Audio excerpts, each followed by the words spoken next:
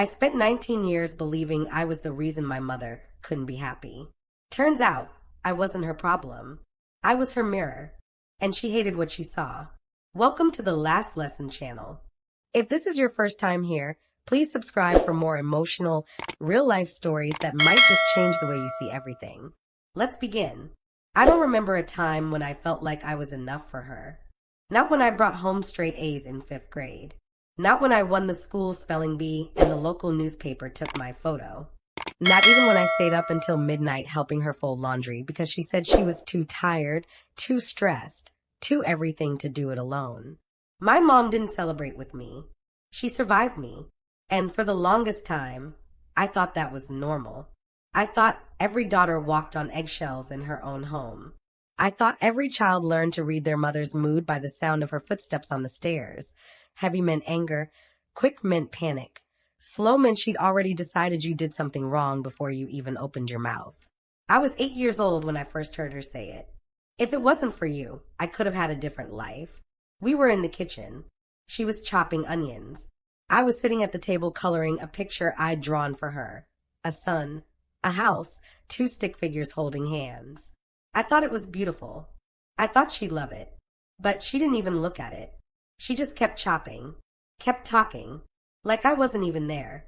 I was 23 when I had you, she said, her voice flat, mechanical. I had plans. I had dreams. And then I got pregnant and all of that disappeared. I didn't understand what she meant. Not really. I just knew that I felt small. Smaller than I'd ever felt before. Like I was taking up space I wasn't supposed to occupy. I slid the drawing off the table and folded it into my pocket. She never asked to see it. Growing up, I learned that love in our house came with conditions. If I was quiet, maybe she'd smile at me. If I cleaned my room without being asked, maybe she'd say I was a good kid. If I didn't cry when she yelled, maybe, just maybe, she wouldn't call me weak. But no matter what I did, it was never enough. When my dad left, I was 12. He packed his things on a Tuesday afternoon while I was at school. By the time I got home, his side of the closet was empty. His toothbrush was gone. The house smelled like silence. Mom sat me down at the kitchen table. That same table where she'd chopped onions and dismantled my childhood 4 years earlier, and she looked me dead in the eye. "This is your fault," she said. I blinked. "What?" "If you hadn't been so difficult, maybe he would have stayed. But you stressed him out. You stressed me out. You made everything harder." I wanted to scream. I wanted to ask her how a 12-year-old child could be responsible for a marriage falling apart. I wanted to ask her why she looked at me like I was a mistake she couldn't undo. But I didn't. I just nodded, and I believed her. Because when you're 12 and the person who's supposed to protect you tells you you're the problem, you don't question it. You just carry it. You carry it until it becomes part of your bones. By the time I was 16, I had perfected the art of being invisible. I stopped asking her for anything. I stopped expecting her to show up to my school events. I stopped hoping she'd hug me goodnight or tell me she was proud of me.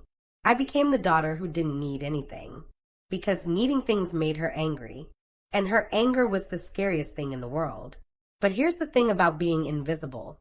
You start to disappear even to yourself. I stopped knowing what I liked, what I wanted, who I was outside of her expectations and her disappointments. I was just the girl who kept the house clean. The girl who watched her younger siblings while mom went out with friends. The girl who smiled in family photos even though she felt hollow inside. And the worst part? I thought I deserved it. I thought if I just tried harder, loved her better, made myself smaller, she'd finally see me the way I needed to be seen. I thought I could earn her love. There were moments, brief, fleeting moments, when I saw something softer in her. Like the time I graduated high school with honors and she posted my photo on Facebook with the caption, "So proud of my girl." For a second, I felt like I mattered. Like maybe all those years of trying weren't for nothing. But then we got home, and she didn't say a word to me. She scrolled through the comments on her post, smiling at the praise from relatives and old friends, and I realized something that broke me in a way I didn't know I could break. She didn't post that photo for me. She posted it for her. To show the world she was a good mother. To collect validation she didn't actually feel. I was a prop. A performance.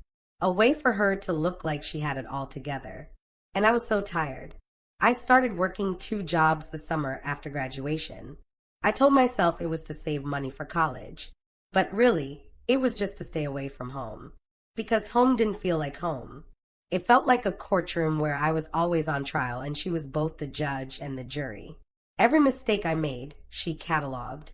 Every time I forgot to do the dishes or came home 10 minutes late or didn't laugh at her jokes, she'd bring it up later. Sometimes days later. Sometimes in front of family. You know how she is, she'd say with a laugh, like it was some inside joke. Always so sensitive, so dramatic, and everyone would laugh with her. Because to the outside world, my mom was amazing. She was the single mother who worked hard and raised 3 kids on her own. She was strong, resilient, inspiring. No one saw the version of her I knew. The one who told me I ruined her life. The one who blamed me for things I had no control over. The one who made me feel like I was born wrong. I loved her. That's the part that still confuses me, even now. Even when she hurt me, even when she made me feel like nothing, I still loved her. Because she was my mom. And I wanted so badly to believe that underneath all the anger and the blame, she loved me too. I wanted to believe that one day, she'd wake up and realize I was trying. That I'd always been trying. But deep down, I think I knew. I think I always knew. It wasn't until I turned 19 that everything changed. Not because I planned it. Not because I wanted it to. But because the truth has a way of surfacing when you least expect it. And when it did, it shattered everything I thought I knew. The day I learned the truth, I wasn't even looking for it. I was just standing in the hallway, holding my breath, listening to my mother laugh about ruining my life. It was a Saturday in March. I remember because the windows were open and I could smell rain coming. Mom had her sister over, my Aunt Diane, and they were in the living room drinking wine and talking the way they always did when they thought no one was listening. I was upstairs in my room, packing. Not running away. Not yet. Just organizing. Going through old clothes, old notebooks, things I hadn't touched since high school. I'd been accepted to a community college 2 towns over, and I was planning to move into the dorms that fall. It wasn't far, but it felt like freedom. I was folding a sweater when I heard my name. At first, I didn't think much of it. My mom talked about me all the time, usually to complain. But something about the way she said it made me stop. She was laughing. Not the polite laugh she used in public. The real one. The one that sounded cruel. I put the sweater down and moved toward the stairs. I stayed at the top, just out of sight, and I listened. I swear to God, Diane, she's so dramatic, Mom said, and I could hear the clink of her glass as she set it down. Everything is a big deal with her. I asked her to watch the kids for 2 hours last week, and she acted like I asked her to donate a kidney. Aunt Diane laughed. Well, you know how firstborns are. They think the world revolves around them. Oh, trust me, she's made that clear her whole life. My stomach tightened. But you've always been so good with her, Aunt Diane said, her voice dripping with that fake sympathy people use when they don't really care. I don't know how you do it, honestly. Raising 3 kids alone after Mark left. Please. Mom's voice turned sharp. Mark leaving was the best thing that ever happened to me. There was a pause. I pressed my back against the wall, my heart pounding so hard I thought they'd hear it downstairs. Then why do you always tell people he abandoned you? Aunt Diane asked. Mom laughed again. That same cold, bitter laugh. Because it sounds better than the truth. Which is that I wanted him gone. That I pushed him away because I was miserable and I needed someone to blame. And the easiest person to blame? Her. I stopped breathing. You blamed your daughter for your marriage ending. Why not? Mom said, and I could hear the shrug in her voice. She was already difficult. Already exhausting. It wasn't a lie. She did make everything harder. So I just leaned into it. Told Mark he was a bad father. Told her she was the reason he left. It was easier that way. Jesus, Linda. Oh, don't give me that look, Mom snapped. You don't know what it's like. I was 23 when I got pregnant with her. 23. I had a full scholarship to nursing school. I had a boyfriend who actually gave a damn about me. I had a life. And then I got pregnant and all of that disappeared. But you chose to keep her. Because I didn't have a choice. Mom's voice rose, sharp and jagged. My parents would have disowned me if I didn't. So I kept her. I married Mark. I played the part. But I never wanted it. I never wanted her. The words hit me like a freight train. I gripped the railing so hard my knuckles went white. And now? Aunt Diane asked quietly. Mom sighed. Now she's 19 and she still doesn't get it. She still looks at me like she's waiting for me to love her the way she wants to be loved. And honestly, it's exhausting. I'm just counting down the days until she moves out so I can finally breathe. There was a long silence. Then Aunt Diane said, You know she's going to find out eventually, right? That you've been lying to her all these years. Mom scoffed. She won't. She's too desperate for my approval to ever question me.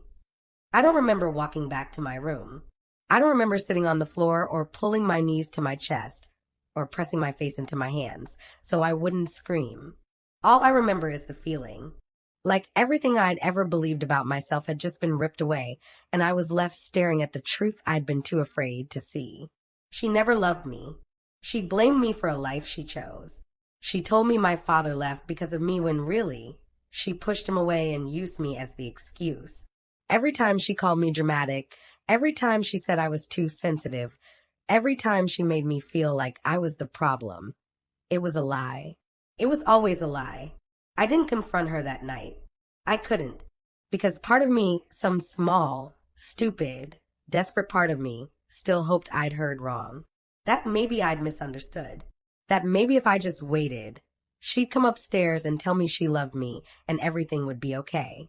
But she didn't. She stayed downstairs with Aunt Diane, laughing and drinking wine like she hadn't just destroyed me. And I sat in my room, staring at the wall, wondering how someone could carry a child for 9 months, raise her for 19 years, and still feel nothing. I didn't sleep that night. I just lay in bed, replaying every memory I had of her. Every time she blamed me for something that wasn't my fault. Every time she made me feel small. Every time she looked at me like I was a burden she couldn't wait to be rid of. And suddenly it all made sense. The coldness, the cruelty, the way she could be so loving in public and so vicious in private. She didn't hate me because I did something wrong. She hated me because I existed, because I was a reminder of the life she thought she lost, the life she chose to lose. And she'd spent 19 years making me pay for it. The next morning, I packed faster. Not for the fall. For now. I threw clothes into garbage bags, grabbed my laptop, my documents, the little bit of money I'd saved from working. I didn't have a plan. I didn't have anywhere to go. But I knew I couldn't stay. When I came downstairs, Mom was in the kitchen making coffee. She looked at me, frowned at the bags in my hands. Where are you going? I stared at her, really looked at her. And for the first time in my life, I didn't see my mother. I saw a stranger. I heard you, I said quietly. Last night, with Aunt Diane. I heard everything. Her face went pale, just for a second. Then she recovered, straightened her shoulders, lifted her chin. You were eavesdropping? You said you never wanted me. I didn't say that. Yes, you did. My voice cracked, but I didn't look away. You said I ruined your life. You said you pushed Dad away and blamed me for it. You said you've been lying to me for years. She opened her mouth, closed it, opened it again. You don't understand. Then explain it to me. My hands were shaking. Explain to me how you could look at your own daughter every single day and make her feel like she was a mistake. Explain how you could tell me it was my fault Dad left when you wanted him gone. Explain. I did the best I could, she shouted, and there it was, the anger I'd been waiting for. You have no idea how hard it was raising you. You were exhausting. You cried all the time. You needed constant attention. You made everything harder. I was a child. She flinched. I was a child, I said again, softer this time. And you were supposed to love me anyway. For a moment, neither of us spoke. Then she said, her voice cold, If you're so unhappy here, then leave. So I did. I called my best friend, Mara, from a gas station 2 miles away.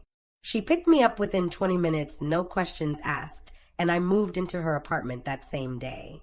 I thought leaving would feel like freedom, but it didn't. It felt like falling. They say the truth sets you free, but first it burns everything down. And when my mother finally faced what she'd done, freedom felt less like victory and more like goodbye. I lived on Mara's couch for 3 months. 3 months of crying myself to sleep. 3 months of staring at my phone waiting for a text that never came. 3 months of wondering if I'd made the biggest mistake of my life by walking away from the only family I'd ever known. Mom didn't reach out. Not once. No calls. No texts. No, are you okay? Or please come home. Nothing. And somehow, that silence hurt more than anything she'd ever said to me. But what I didn't know, what I couldn't have known, was that she wasn't staying silent because she didn't care. She was staying silent because she was busy rewriting history. I found out through a cousin, Jessica. She was 25, lived 3 states away, and we'd always been close in that distant relative kind of way. We followed each other on social media, but rarely talked. Until one day, she sent me a message. Hey, I heard about what happened with you and Aunt Linda. I'm so sorry you're going through that. If you need anything, I'm here. I stared at the message, confused. What did you hear? There was a long pause. Then she sent a screenshot. It was a post from my mother's Facebook, posted 2 weeks after I'd left. The caption read, "Heartbroken today. My oldest daughter decided she no longer wants to be part of this family. I've tried everything to reach her, but she's chosen her independence over us. I don't understand where I went wrong, but I'm praying she finds her way back. Please keep us in your thoughts." The post had over 200 likes, dozens of comments. "You're such a strong mother, Linda. Kids these days don't appreciate what they have. She'll regret this when she's older. Stay strong." I read it 3 times before I could breathe again. She'd done it. She'd turned herself into the victim and me into the villain. And everyone believed her. Because why wouldn't they? She was the hardworking single mom, the woman who sacrificed everything for her kids. And I was just the ungrateful daughter who walked away. I wanted to scream. I wanted to post my own message, tell everyone the truth, expose her for the liar she was. But I didn't, because I knew how it would look. The angry daughter fighting back. The desperate attempt to make myself look better. No one would believe me. They'd just think I was bitter. So instead, I stayed quiet. I got a job at a bookstore, started taking classes online, built a life that didn't include her. And slowly, I started to feel like a person again. But the anger never fully left. It just settled into my chest like a weight I couldn't shake. 2 years passed. 2 years of building myself from nothing. 2 years of therapy and long talks with Mara, and learning how to exist without my mother's voice in my head telling me I wasn't enough. I was 21 when my little sister reached out. Emma. She was 18 now, about to graduate high school. And when I saw her name pop up on my phone, my heart nearly stopped. "Can we meet? I need to talk to you. Alone." We met at a coffee shop halfway between where she lived and where I'd built my new life. She looked older, tired, like she'd been carrying something heavy for too long. And when she sat down across from me, the first thing she said was, "She's doing it to me now." I didn't have to ask what she meant. Emma told me everything. How after I left, Mom had turned her focus to her. How suddenly, Emma was the one who made everything harder. The one who was too dramatic, too sensitive, too much. How Mom blamed her when our younger brothers started struggling in school. How she told Emma it was her responsibility to keep the family together now that I was gone. How she told Emma, just last week, that sometimes she wished she'd stopped at 1 kid. "I didn't understand before," Emma said, her voice shaking. "When you left, I thought you were selfish. I thought you abandoned us. But now I get it. She made you the villain because it was easier than admitting she was the problem." I reached across the table and took her hand. "I'm so sorry," I said. "I should have." "No." Emma squeezed my hand. "You did what you had to do. And now I need to do the same. But I can't do it alone." She looked at me, her eyes red and desperate. "Will you help me tell the truth?" It took us 3 weeks to prepare. We gathered everything. Old text messages where Mom contradicted herself. Voicemails where she said things she later denied. Emails to school counselors and family members where her story changed depending on who she was talking to. We built a case, not for a courtroom, but for the truth. And then we called a family meeting. It was a Sunday afternoon. Mom's house. The whole family was there. Aunts, uncles, cousins, even Aunt Diane.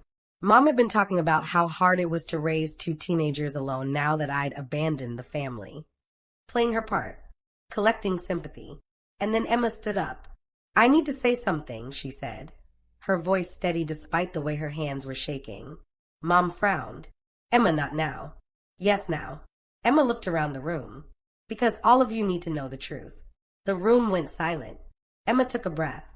And then she started talking.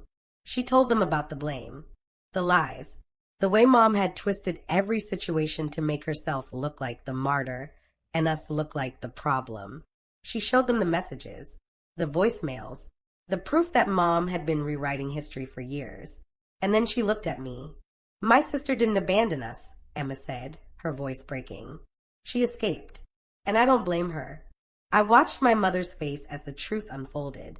At first, she tried to deny it, tried to laugh it off, call it a misunderstanding, say we were being dramatic. But then someone, my uncle, I think, said quietly, "Linda, is this true?" And something in her cracked. She looked around the room, at all the faces staring at her, at the family who'd always believed her, always supported her, always taken her side. And she realized, maybe for the first time, that she couldn't talk her way out of this. The carefully constructed image she'd built for decades was falling apart in real time. And she broke. She didn't yell, didn't get angry. She just started crying. Not the performative crying she did when she wanted sympathy. Real crying, the kind that comes from somewhere deep and buried. "I didn't mean to," she said through sobs. "I was so young when I had her. I was so angry at my life, and I didn't know how to. I couldn't." She looked at me, her face red and streaked with tears. "I'm sorry," she whispered. "I'm so sorry. I know I hurt you. I know I made you feel like you were the problem. But you weren't. You were never the problem. I was." The room was silent. Everyone was looking at me, waiting to see what I'd do. And for a moment, I just sat there, looking at the woman who'd spent 19 years making me believe I was unlovable. The woman who blamed me for her choices, her unhappiness, her regrets. The woman who was now begging for forgiveness she didn't deserve. I stood up, walked over to her, and I said, quietly, so only she could hear, "I forgive you, but forgiving you doesn't mean I'm coming back. It doesn't mean I'm giving you another chance to hurt me. It just means I'm letting go of what you did so I can finally be free." She looked up at me, her eyes desperate. "Please. I hope you find peace, Mom," I said. "I really do. But I can't be the one to give it to you." And then I walked out. Emma followed. We didn't speak until we got to my car. Then Emma turned to me and said, "Do you think she'll change?" I thought about it. Really thought about it. "I don't know," I said honestly. "Maybe. Maybe not. But that's not our responsibility anymore." Emma nodded. And then she smiled. A real, genuine smile. "I'm proud of us," she said. "Me too. It's been 6 months since that day. Mom has tried to reach out a few times. Apologetic texts. Voicemails asking if we can talk. I haven't responded. Neither has Emma. Not because we hate her, but because we finally understand something it took us years to learn. You can love someone and still choose yourself. You can forgive someone and still walk away. And sometimes the strongest thing you can do is let someone face the consequences of their own choices while you go build the life you deserve. I'm 21 now. I have my own apartment. I'm in school. I'm learning who I am without her voice in my head. And I'm happy. Not in a loud, showy way, but in a quiet, steady way that feels real. The kind of happiness that comes from knowing you survived something that could have broken you and you came out stronger. Some people won't love you the way you deserve. And that's not your failure. It's your freedom waiting to happen. Thank you so much for staying with me through this entire story. If it resonated with you, if it made you feel something, please subscribe to The Last Lesson and hit that notification bell. Share this with someone who needs to hear it. And remember, your story isn't over yet. You're stronger than you know. I'll see you in the next one.